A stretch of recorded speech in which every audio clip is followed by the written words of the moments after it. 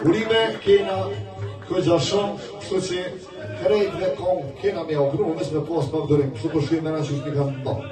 Faleminderit shumë.